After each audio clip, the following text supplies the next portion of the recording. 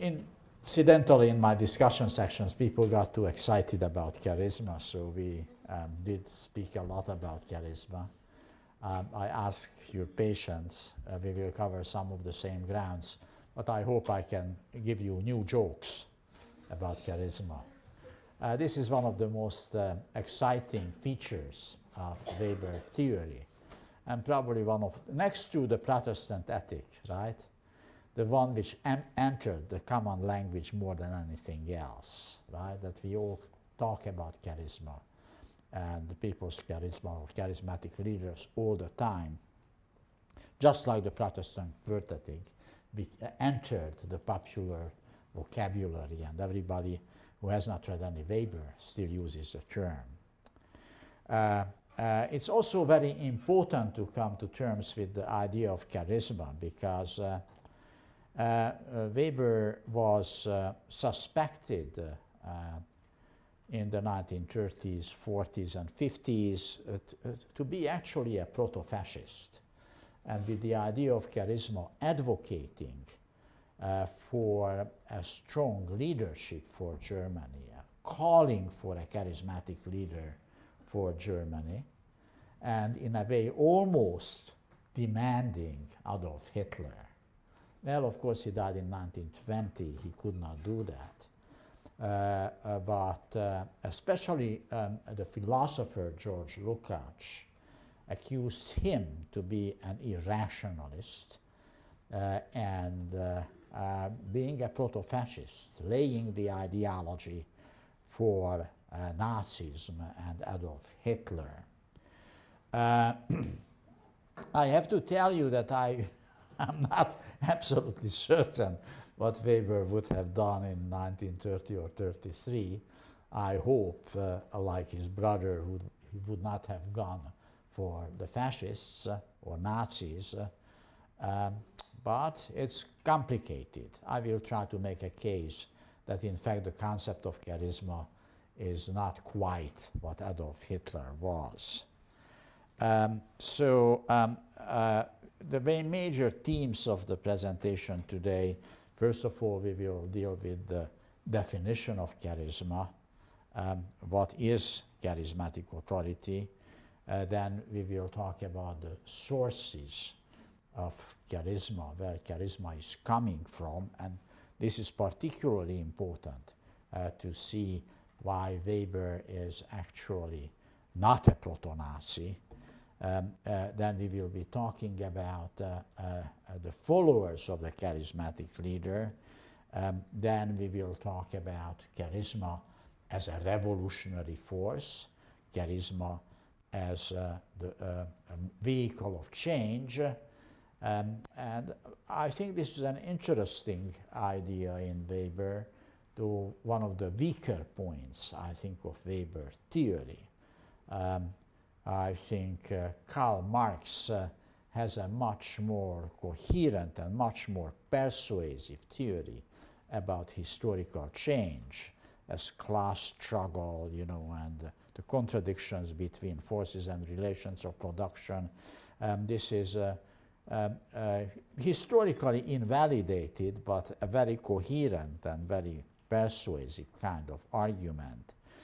Weber's idea of charisma as a revolutionary force actually has empirical relevance, but it's rather unpersuasive, and I will talk about this. And then we come to a big problem with charisma, how charismatic leadership can be routinized or transmitted from a charismatic leader to the next, and what are the methods of succession for a charismatic leader. So, I mean, those of you who were in my discussion sections, you can see it will not be just a regurgitation of the discussion sections, and I don't know what happened in other discussion sections. Also, the charisma may have come up. This makes people move, minds move a great deal.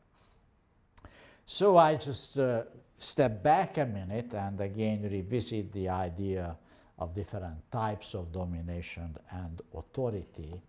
And this is the simplest scheme I can come up with, but I think this is a good one. I copyright it, I did it. So the question is, where is obedience due to? It can be due to rules, impersonal rules, or it can be due to a personal master, to an individual. That's the big story, right?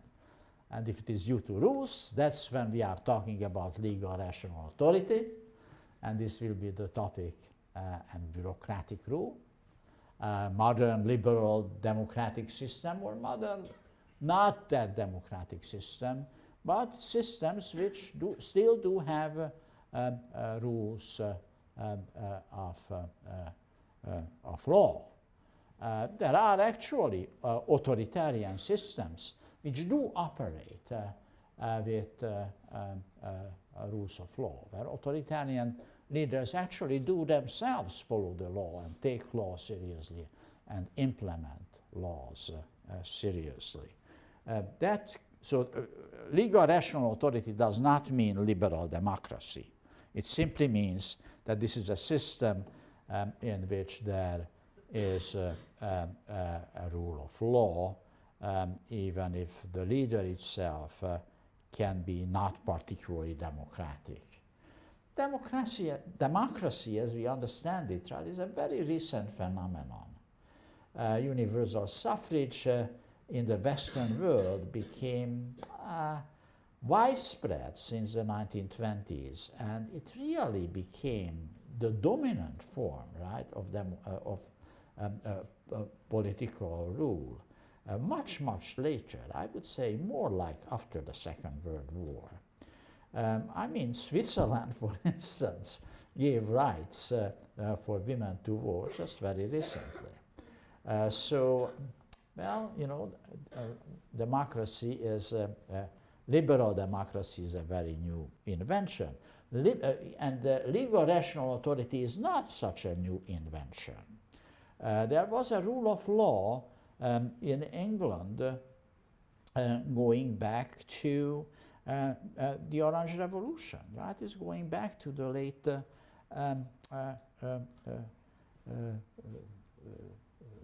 17th century.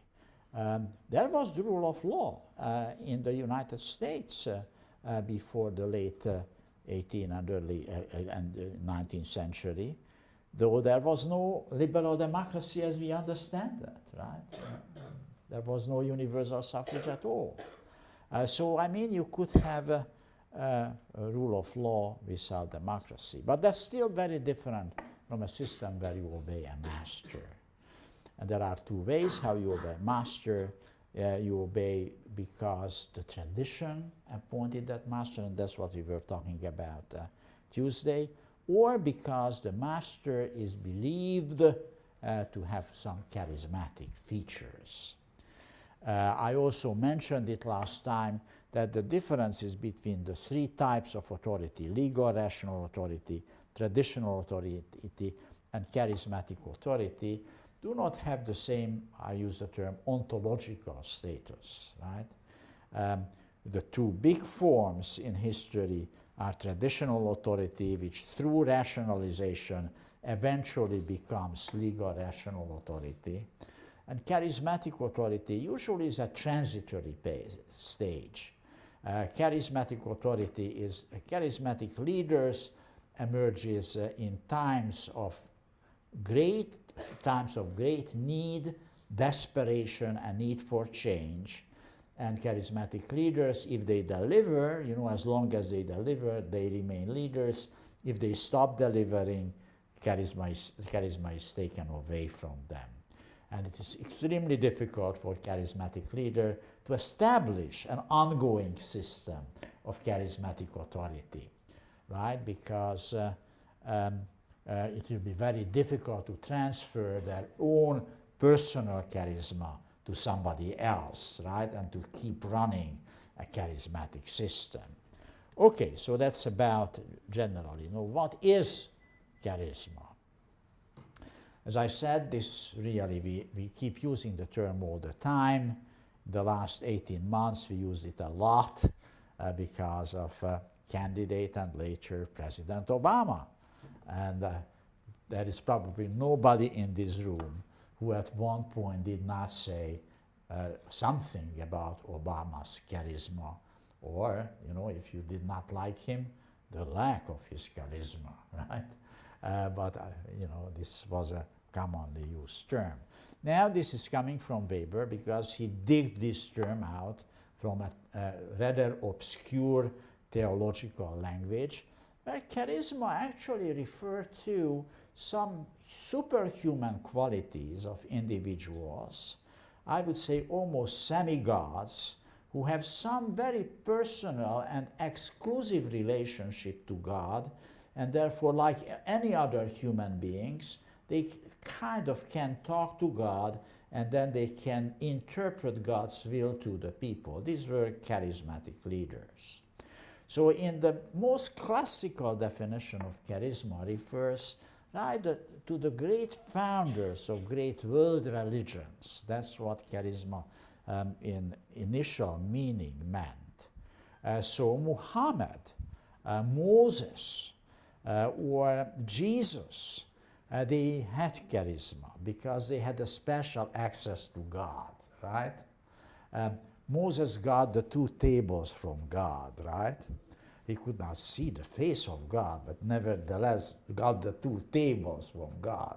Nobody else could walk up right there on the mountain and get these tables, you know, and tell people, this is the law, right?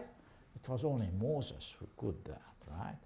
And Jesus had a very specific relationship to God, right? Christian belief was even the Son of God, embodiment of God. And undoubtedly, you know, it is believed by Christians that Jesus could actually convey to us what God wants us to do, right?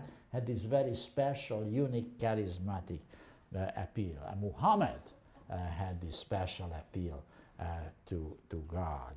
Or if you are Mormon, then Mr. Smith had this very unique, right, relationship to God, right? At one point, an angel came, you know, got a new sacred book, a continuation of the Bible, left it with Mr. Smith. He translated it, and when the translation was gone, you know, the angel came and took it away. This was a charisma, right? A very specific, superhuman. It did not happen to any other human being, only to Smith, right? That's that is the initial notion of the meaning. But now Weber makes it a little, a kind of a broader conception. And he said, right, that charisma will be applied to a certain quality of an individual personality. It's important, still an individual who is considered extraordinary and treated as endowed with supernatural, superhuman. This sounds like the original definition, but then he goes on and he said, or at least exceptional powers and qualities, right? And these are regarded as of divine origin, that's the founders of the great religion, or exemplary. He modifies that, right? It can be just exemplary. You don't have to believe that this is semi-God or the embodiment of God. You only have to believe that this is an exemplary being who has some exceptional abilities, exceptional qualities, and that will qualify that you will call somebody a charismatic person or a charismatic leader. Let me also underline one more term from these quotation, which is extremely important. But he said the person is considered to be extraordinary and treated as endowed with superhuman or exemplary features. So I think what is extremely important to see, that Weber does not tell us that this individual is actually extraordinary, that it is actually superhuman. In a way, it is in the eye of the beholder. It is among the followers who attribute, right, to these qualities to somebody. So in a way, charismatic leaders are being made by the followers. Well, and what is the source of charisma? This is now making it even more clearer and more precise. It rests in recognition. You have to recognize it, charisma. So the relationship of charisma is in the interpersonal relationship between the leaders and the followers. And in this interaction is charisma being created, right? It is not given by the grace of Lord, right, to an individual person. It is created by those who are subjected to authority, right? And it's also important that those who follow the charismatic leaders are usually seen as followers or disciples, right? They have some extraordinary commitment to this leader, right? This leader creates excitement in them. And this excitement what creates the community of the followers or the community of the disciples, right? And well, this was one of the reasons why many people in the last 18 months regarded Barack Obama as a charismatic leader, because he was capable to appearing in a crowd and move the crowd, right? Create excitement in the crowd, right? He created followers, right? You know, almost, one would say, disciples as such. Now, but the charisma can be withdrawn. This is again a very important idea in Weber. He said if the proof of success elude the leader for too long, it is likely that the charismatic authority will disappear, right? So the charismatic leader gives you, right, promises that it will produce miracles, and when the charismatic leader does not producing these miracles, right, he must work miracles, said Weber, then the people withdraw the recognition of charisma from the leader, and the master simply becomes a private person, an ordinary person. It loses its individual appeal. Well, what is very important, right, that the charismatic leader has to promise you miracles, right? Has to promise you that it will deliver something what you desperately need, right? Charisma is deeply rooted in the conditions, in the situation in which charismatic leader is being constructed by the followers. When you are in a desperate need, then you are looking for a charismatic leader which can solve this problem what you think is almost unresolvable.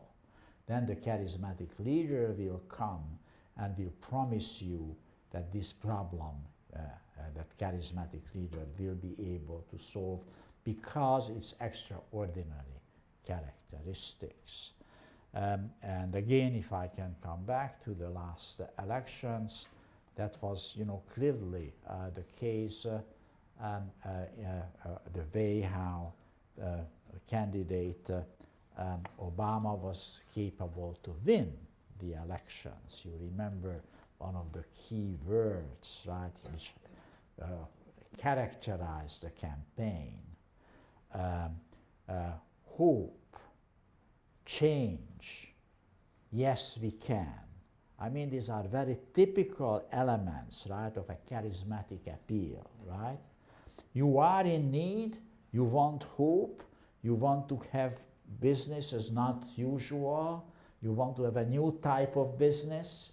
Now this is what I promise you, right? Change and hope, and I empower you. I'm the person who can empower you, right? It can be done, right? We can do it, right? Yes, it can be done. Hope, change, yes, can be done. These are very typical elements, right, what a charismatic leader does produce. In recent history, other charismatic leaders, which are probably not as attractive in historical perspective as Obama, they became charismatic leaders the same way. Fidel Castro established charisma for himself. The Cuban society was in desperate need for change in 1960, and Fidel Castro appealed, and he said, well, I will bring change to you. I will get rid of this corrupt government. I will create equality, right? I will help the poor will get wealthier. I will create affluence, right? I will create a just and affluent society, right? And therefore he came up with promises what people were looking for, and then charisma was attributed to Fidel Castro. Adolf Hitler emerged as a charismatic leader, right? Germany suffered a humiliating defeat in the First World War. Then it was hit with a Great Depression, which hit Germany even worse than it hit the United States. And then Adolf Hitler appeared, and though he was not quite as an attractive personality as Obama, he was, quite a ridiculous guy, but he actually said, well, I can solve the problems for you, right? He find an enemy, it's all Jewish conspiracy, we get rid of the Jews, and I will turn things around, and we will have a new empire. And that it was capable with this promise. There was a need in the situation where people were looking for leadership, and they were looking for a strong leader, a charismatic leader, and they attributed this charismatic leadership people to them. The problem comes when they cannot deliver. Certainly Hitler, when the Russian troops were already fighting around Berlin, was no charismatic leader any longer, right? He was hiding in the bunker, considering suicide, and his charisma was gone altogether because he did not deliver, he did not do the miracles, right? And therefore his charisma was withdrawn. Now about the followers, right? He said the followers of a charismatic leader are also often bound together by emotional terms, and they create an emotional community with each other. Weber uses the German term Vergemeinschaftung. They become kind of a community. If there is a real religious leader with a charismatic appeal, it creates always communities of people. I don't know if any one of you ever had experiences of some fundamentalist religious experience. I did when I was a teenager. There was, a preacher. Interestingly, he also did not look charismatic. He was even not a great speaker. I don't know how on earth he had this curious charismatic appeal, but he did. He did have an impact on me. I attributed charisma to him. And he's kind of created a community around himself, right? We all were brothers and sisters together who kind of believed in the charismatic preacher. This is very often in kind of sectarian, fundamentalist religious groups, be it Christian, or be it Muslim, be it evangelical. There must be people in this room, right, who at least when they were teenager experienced that, right? And you are a teenager and you want to get out of your family and you are looking for a new community. I mean, this kind of religious communities very often offer an alternative, and some of you may still be in such a community. And if you are, I envy you. I think it is, as I recall, it was a wonderful experience in some ways. Vergemeinschaftung. You had your family, right? You have your spiritual family where you belong to. Does it make any sense what I'm saying? I think there must be people, right, who experience that or are still experiencing it, right? So that's what he calls Vergemeinschaftung. Gemeinschaft means community. When the mass society relationships becomes relationships like a community.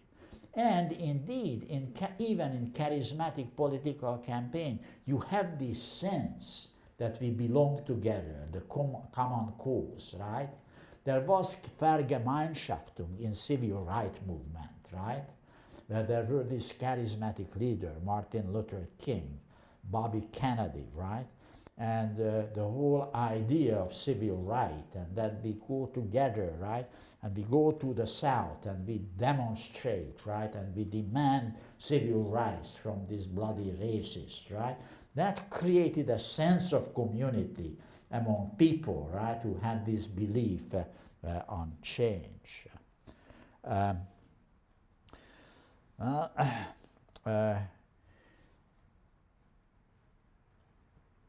And if you are actually in such a community, you have a kind of personal devotion to the leader.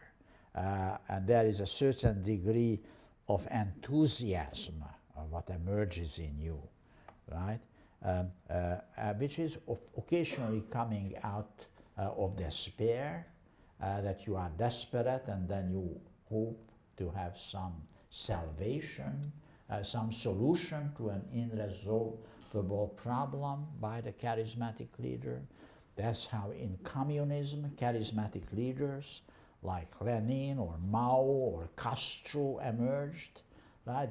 Were all societies in deep trouble after humiliations, after wars, in big need for some major structural change. And then they were looking for a savior, right? Who will solve these unresolvable problems and will lead out to paradise. Now, it's also interesting that, you know, in charismatic communities, there is usually relatively little hierarchy, not all that much of a bureaucracy.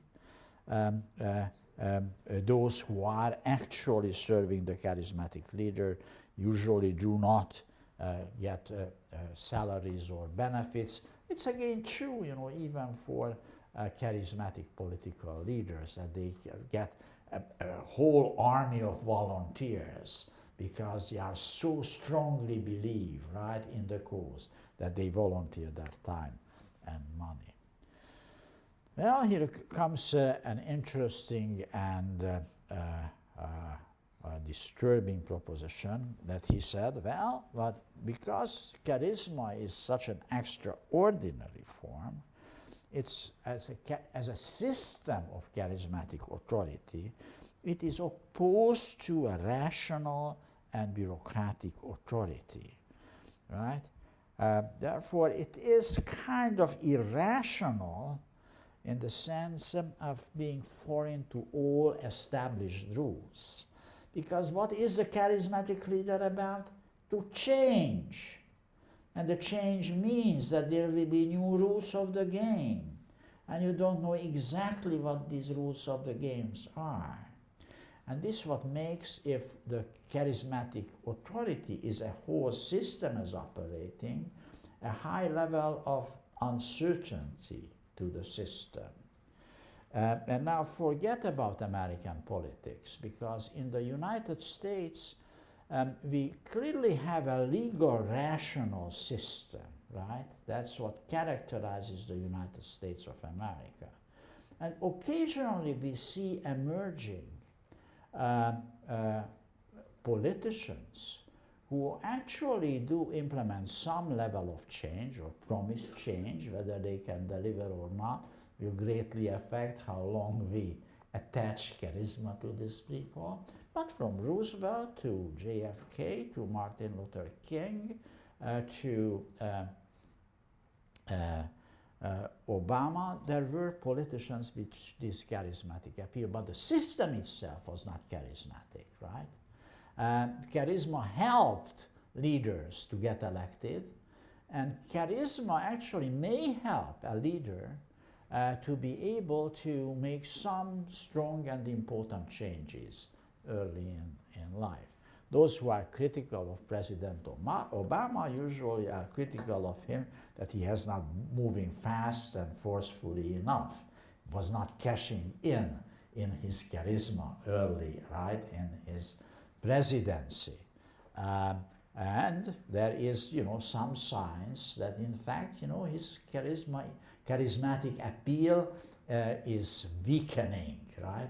There are some people who say, well, I feel betrayed, I was promised change, and I see a lot of politics as usual, right? So this is, of course, an inevitable problem. If a leader who has this charismatic appeal finds itself in the legal rational authority, right, then actually it's very difficult to implement a change. You want to change the rules, the laws, you have to go through Congress to do that, right?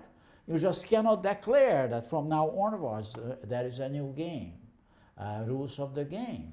And that sounds very much like politics as usual. That's very different from what Lenin or Mao Zedong did, right? Lenin and Mao Zedong were not guided by rules.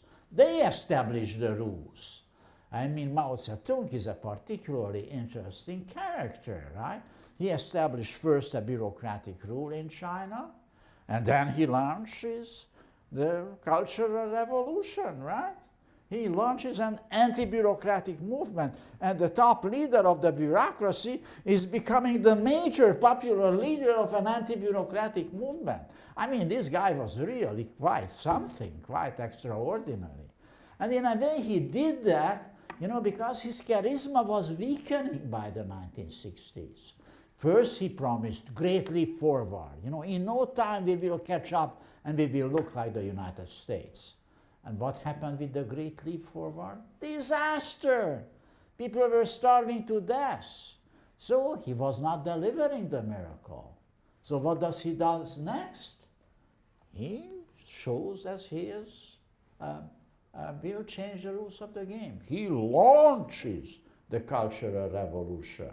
And he suddenly becomes the leader of people who actually should be opposing him. He's generating this kind of miracles. The last miracle what he's trying to generate at old age, that he goes swimming in the Yangtze River. You see, you think I'm old and I'm dying? No, I'm superhuman. I still can swim, right?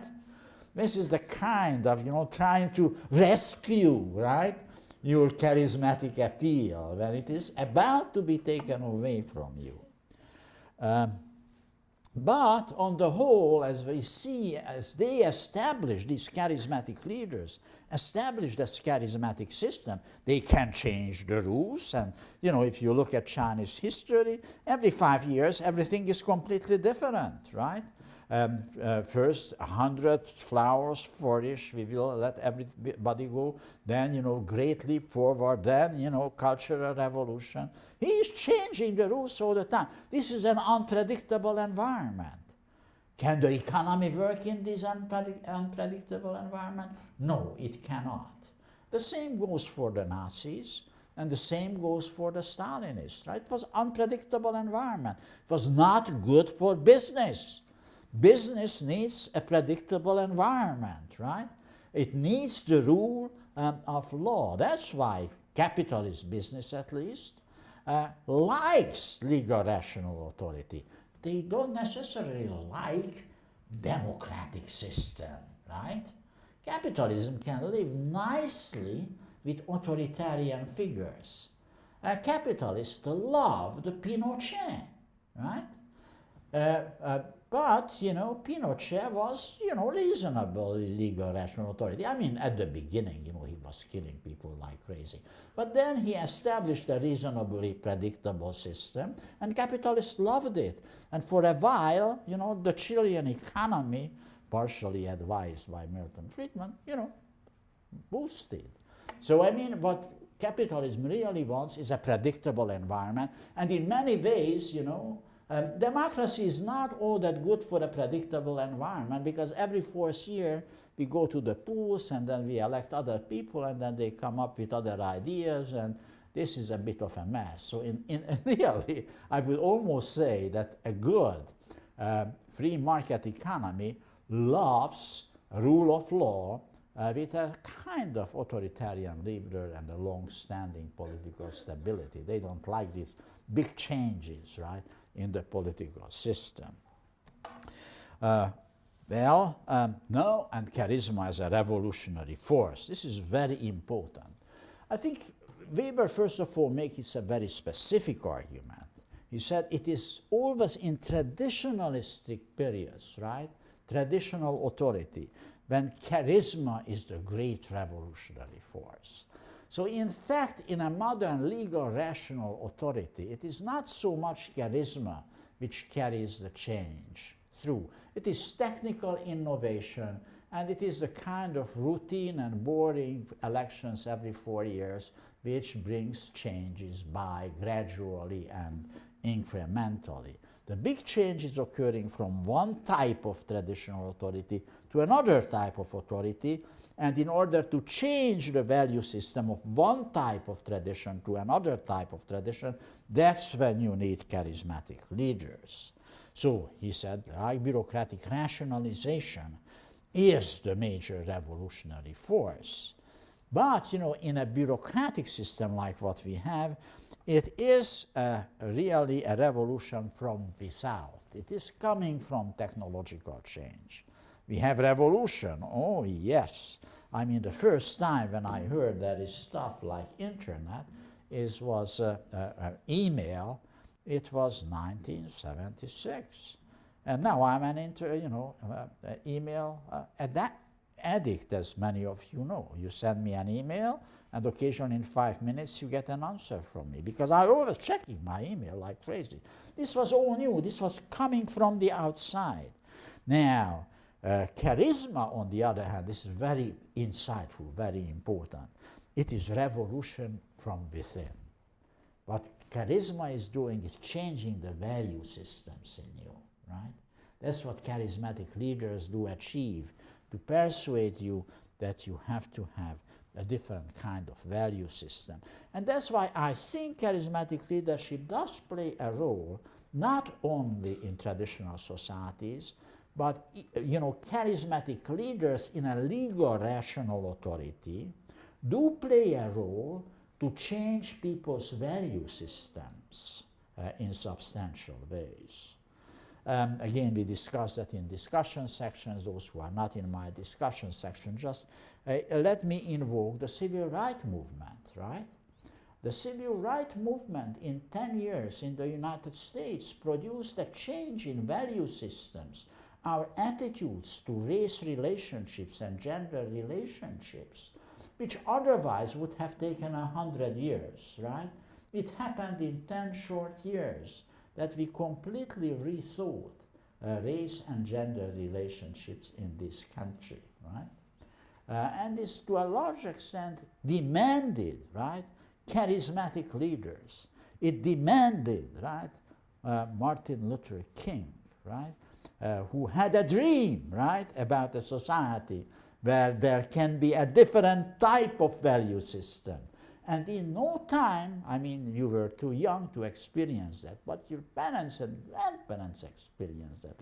And talk to them, they will tell you, right, how fundamentally their world outlook and looking at a person of another race, or how they begin to treat women in their family or girls in their family, how radically it changed almost instantly, right? Because it was a change from within, right? That's what charismatic revolution is all about. And well, this is, of course, has everything to do against routine. Charismatic is not doing things as they used to be. That's why it is the opposite, right, of one type of traditionalism.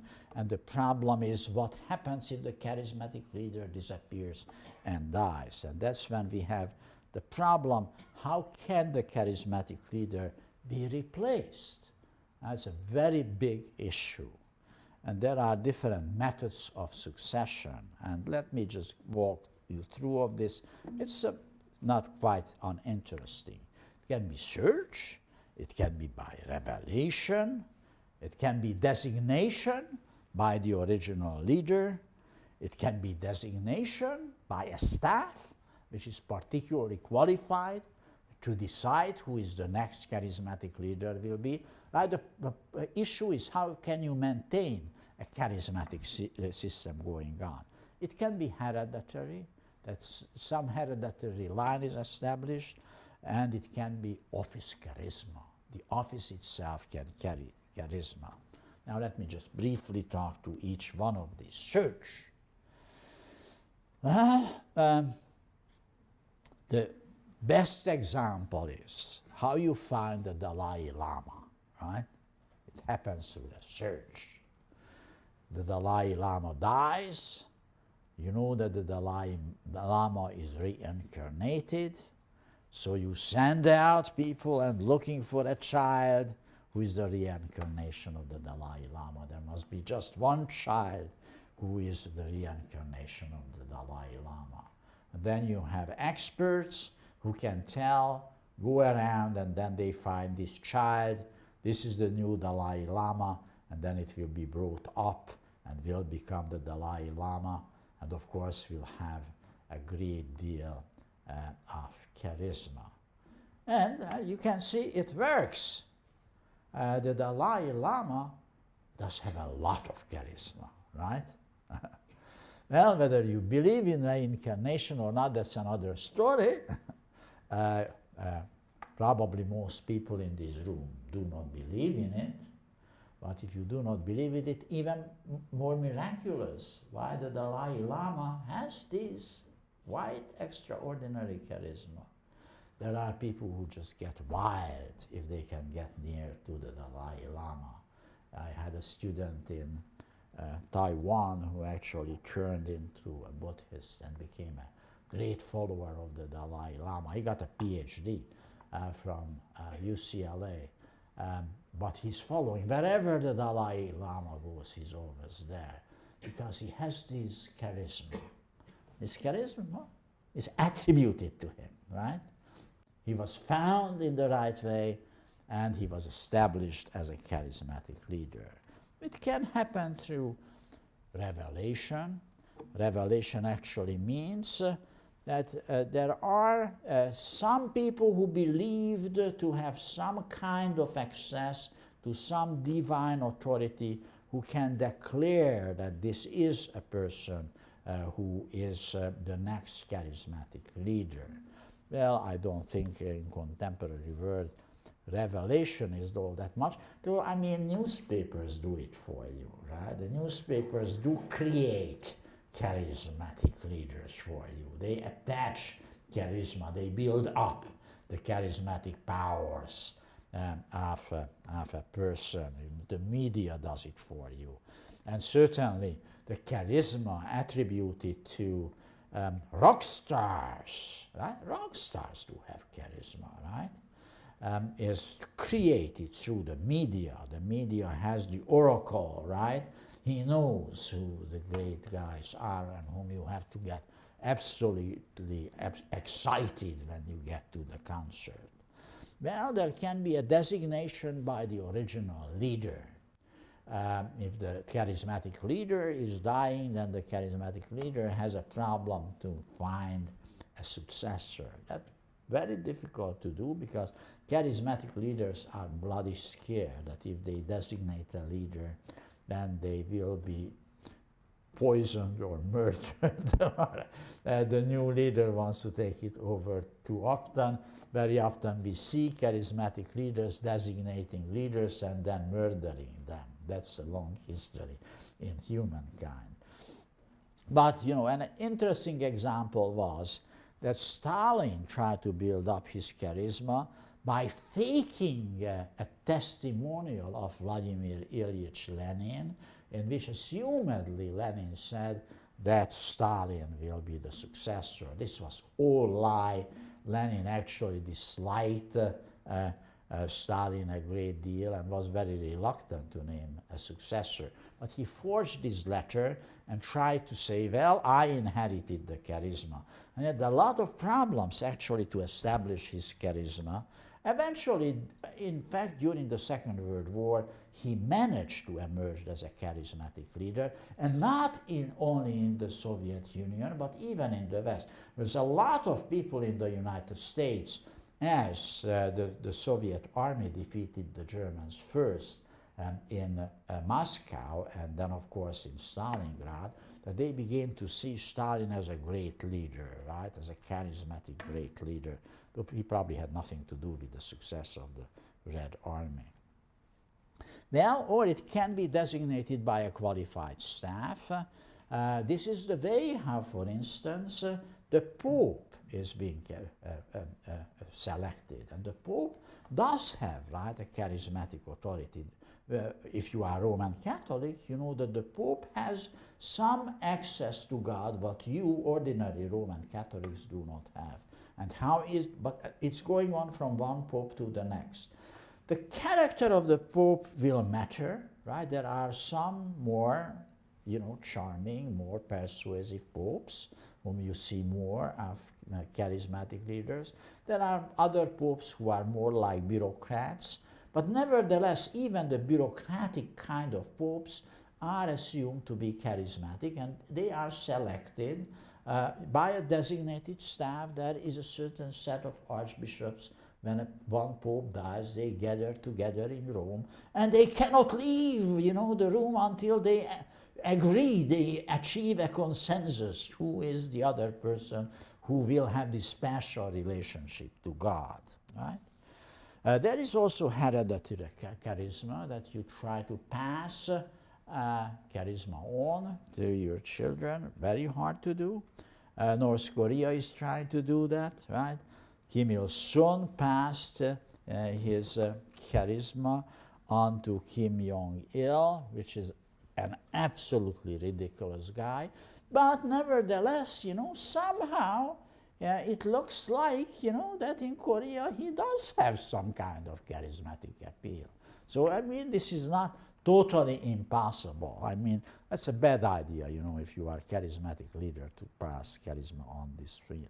Finally, office charisma. This is very important. Incumbents of an office is supposed to have some charismatic, depending on the office. But the office of the Pope, of course, is supposed to have charisma.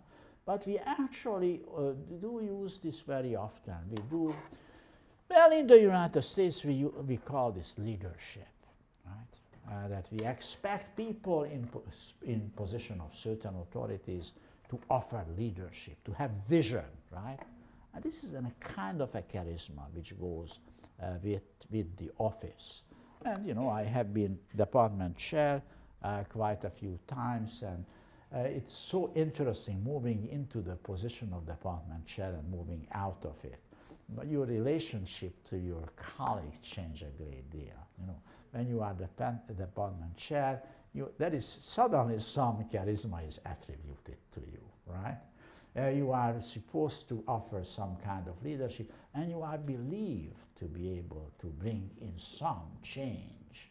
I just remember, one of the institutions when I was an incoming outside chair, how people said, "Oh, you came in like fresh air." Well, in 2 years' time, it was all gone. I was not fresh air.